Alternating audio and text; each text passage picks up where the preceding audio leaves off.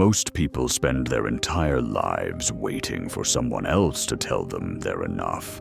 A compliment, a like, a promotion. And for a brief moment, they feel worthy. But when that moment fades, so does their confidence.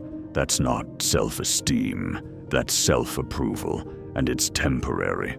True self-esteem isn't built on what others see in you. It's built on what you see when no one's watching. Today, we'll go deep into the roots of self-esteem, what it really is, why it matters, and how you can rebuild it from the ground up until you feel truly, unshakably awesome about who you are. So sit back, breathe slowly, because this one is going to change the way you see yourself forever. 1. What is self-esteem really?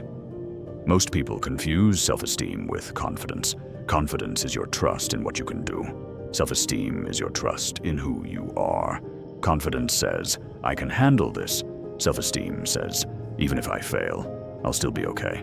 Self-esteem is not arrogance. It's not pretending to be perfect. It's the quiet understanding that you are worthy. Not because of what you've done, but because of what you are. When Marcus Aurelius wrote, "You have power over your mind, not outside events," he was pointing to the foundation of self-esteem. The moment you base your worth on something outside your control, you give that power away. 2. The illusion of external validation. From childhood, we're programmed to seek validation. Grades, likes, compliments, job titles, every external reward feels like proof that we're valuable. But here's the truth. When your value depends on someone else's approval, you've already lost control of your self-worth. People's opinions change with the wind, and if you live by their praise, you'll die by their silence. True self-esteem begins when you stop chasing approval and start approving of yourself. Ask yourself this simple question: would I still respect myself if no one ever noticed? If your answer is no, then it's time to build something stronger, a sense of worth that can't be taken away. 3. The mirror test. Stand in front of a mirror.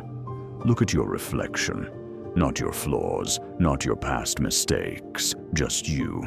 Can you hold your own gaze without judgment? Can you say, "I am enough," without feeling like you're lying? If that's hard, you're not alone. Most people can't, because they've been taught to measure themselves against impossible standards. But the truth is, the person in the mirror isn't your enemy. It's your oldest friend. And it's time you start treating them that way. Self-esteem begins when you stop criticizing your reflection and start honoring it. 4. The root of low self-esteem. Low self-esteem doesn't come from being unworthy. It comes from believing that you are. Maybe someone told you, "You'll never be enough." Maybe life kept throwing failures your way until you started to believe it. But every belief, no matter how strong, started as a single thought, and that means it can be rewritten. Epictetus once said, "It's not what happens to you, but how you react to it that matters." If your mind has been telling you that you're not good enough, that's not reality. That's conditioning. Reprogram it, challenge it. Every time that voice whispers, "I'm not enough," respond with truth. I'm not perfect, but I am worthy. Because perfection isn't the goal. Peace is. 5. Building self-esteem through integrity. Self-esteem isn't built through affirmations alone. It's built through alignment. When your actions match your values, you start to trust yourself.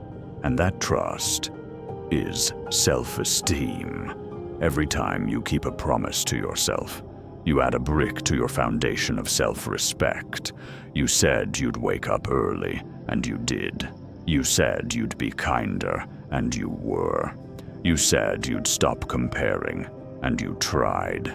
It's not about perfection. It's about integrity. Because the moment you live by your own code, you no longer need someone else's approval. You become the approval. 6.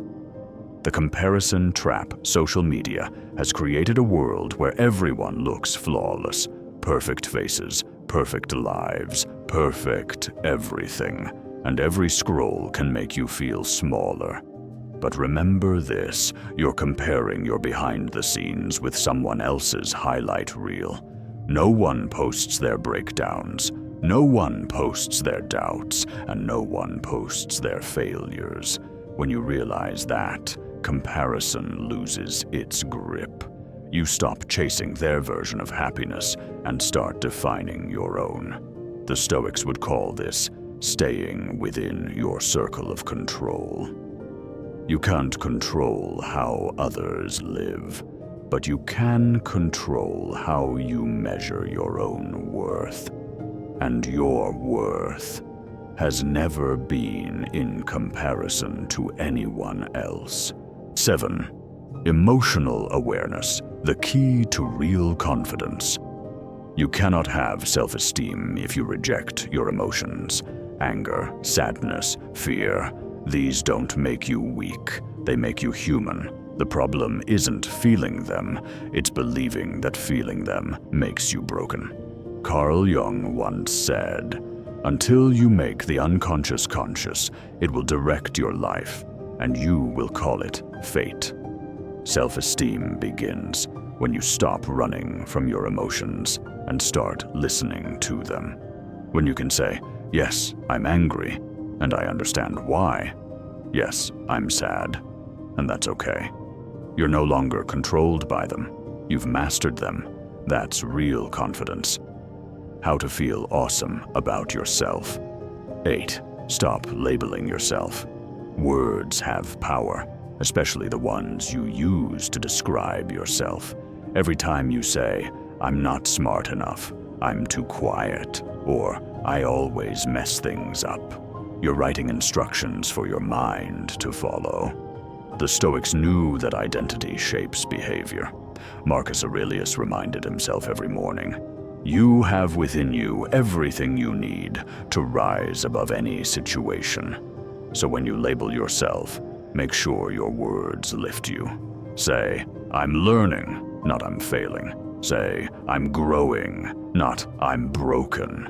Your self-esteem grows stronger every time you speak truth over your potential instead of judgment over your past. 9. Reconnect with your inner child. Beneath all the armor, routines, and seriousness of adult life, there's still a small version of you, curious, creative, and full of light. That child is still waiting for you to say, "You're safe now. You don't have to keep proving your worth anymore." Take one thing you loved as a child, drawing, running, exploring, sitting by the window watching the rain, and do it again, not for achievement, for peace. When you give that child inside you permission to breathe, your self-esteem starts to heal naturally, because you stop chasing love and start remembering it's been inside you all along. 10. The power of boundaries. People with low self-esteem often say yes when they mean no. They fear rejection, conflict, or guilt. But every time you betray your own needs to please others, you teach your mind that your voice doesn't matter. Stoic wisdom teaches the opposite. No person can rob you of your peace unless you hand it to them. Setting boundaries isn't selfish. It's self-respect in action. Start small. Say no to what drains you. Say yes to what nourishes you. You'll be surprised how quickly your confidence begins to rebuild once your energy stops leaking into things that don't serve your growth. 11. Embrace failure as feedback. Every time you fail, you're not falling behind. You're gathering data. Failure is simply feedback from reality. Seneca wrote, Difficulties strengthen the mind, as labor does the body. You can't develop unshakable self-esteem if you crumble every time things go wrong. Instead, shift your lens. When you fail, say, "This is information. What can I learn?"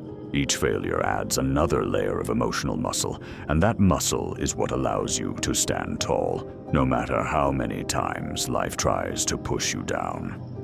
12. Practice self-compassion, not self-criticism. When you make a mistake, does your inner voice turn cruel? Most of us have an internal critic that speaks louder than any external one ever could. But self-criticism doesn't build discipline. It builds shame, and shame keeps you stuck. Self-compassion doesn't mean making excuses. It means treating yourself with the same understanding you'd offer someone you love. Next time you fail, say, "Yes, I made a mistake, but that mistake doesn't define me."